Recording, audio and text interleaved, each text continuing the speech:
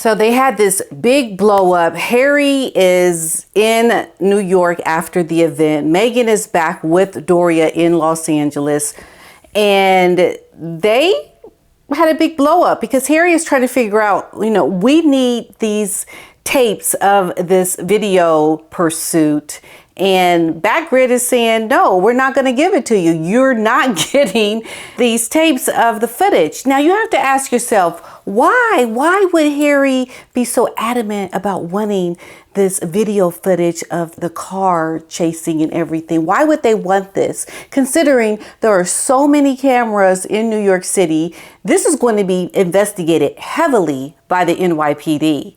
They're going to find the footage and they're going to clearly show that the vehicle that Harry and Meghan were driving in, their security vehicles, was the ones that was driving recklessly. And they're going to see that everything that Harry and Meghan put in that press release is not truthful, it's not factual. Considering, even though Omid is saying it's based on their feelings of how they felt from the near catastrophic event. It's going to go to a place of such ridiculousness that they're going to be continually mocked. I would not be surprised if South Park is already planning the episodes. People are already making up their own South Park memes around it. It's crazy. The end is coming because, Meghan had her Hollywood moment. She has created this award ceremony where she had this word salad of a speech talking about kindness and all these things that she herself does not do. And Harry is in a position now where I believe his life, his mental health, everything about him, because apparently from the allegations of this argument and Harry and Meghan having this blow up, he was quite upset, very, very upset. So think about it. Harry is in Los Angeles alone, no advocate, nobody really vouching for him, no one from his family. Eugenie is getting ready to have her baby. Like, you think they thinking about him? And Meghan is already starting to part, allegedly, herself from her husband. And people were talking about the security guard and how he seemed very hands-on. Even the one security guard was holding hands with Doria. And I thought the tie from the security guard did match Meghan's dress awfully closely, didn't it? So there are these signals, there are these things, because this moment in media that has blown up in their faces is going to get worse with the investigation from the NYPD when they come out and they reveal the information. Now, this is what is being said by a ex-detective. His name is Bo Dietl. He has blasted Harry and Meghan's claims of relentless pursuit by paparazzi as a made-up drama by the couple. Yet again, we're hearing the lies. We're hearing things that people have been saying from the very beginning about this couple, and now it's coming from other sources. American retired NYPD detective said that their story is the most ridiculous sounding thing and insists that the police will be able to investigate the incident due to the vast number of street cameras that are in New York City. And that's the thing. Harry's going off wanting to get these tapes from Backgrid. Don't worry about getting the tapes from Backgrid, because there are tapes. There is footage of what happened from the cameras on the street. And as much as Harry wants to try to correlate the incident with his mother with what nearly happened with he and his wife as being similar, and like I mentioned in my last video, how there is no talk about how obvious this is as a lie. It's the hype that was created by Meghan and her story of her celebrity moment of being this actress who has just got an award and now she's being chased by paparazzi. It's like her playbook, her whole fairy tale and continuation of being this movie star that she has scripted. He said, first of all, the most important thing is the safety of the persons that you're guarding. So the principal is the most important thing. And they want you to believe that 2 hours they were chased by 5 blacked out SUVs chasing them all through red lights, through speeds, hitting other cars, maybe hitting cops. This is, I think, part of the drama that is being made up by them. And again, you have cameras on every corner in New York City. This is going to be a very easy to get the cameras and the police to investigate this. He goes on to say, you get out of the car and you get into a yellow cab.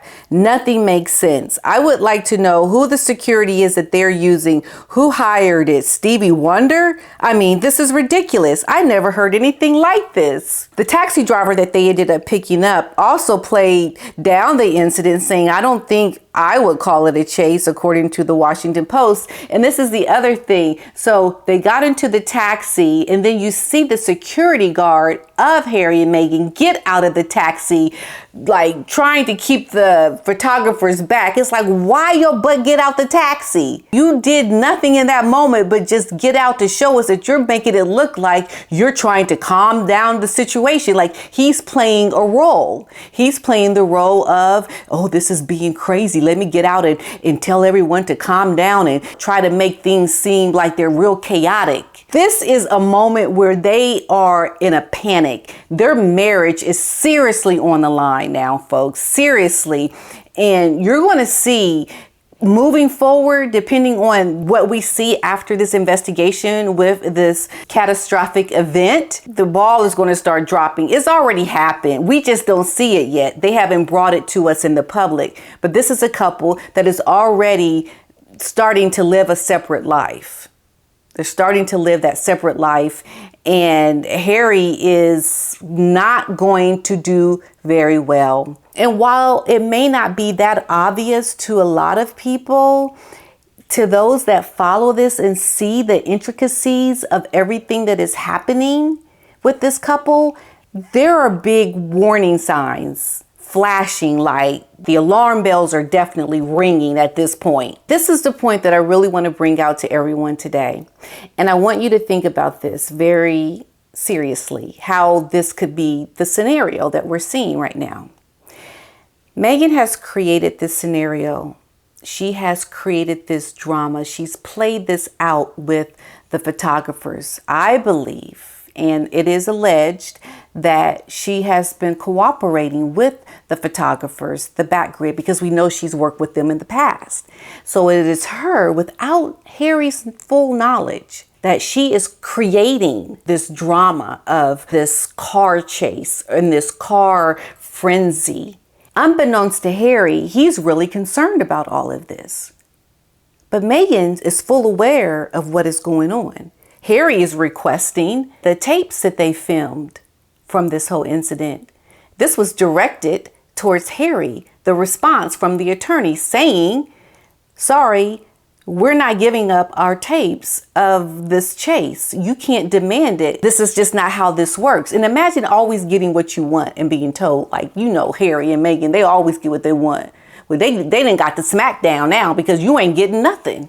The answer is no. You can demand, you can say all you want. The answer is, look, read the words that's coming out my mouth. No, you're not getting anything.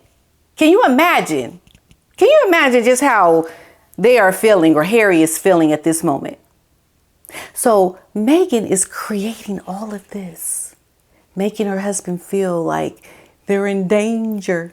And Harry's like, I know what happened to my mother.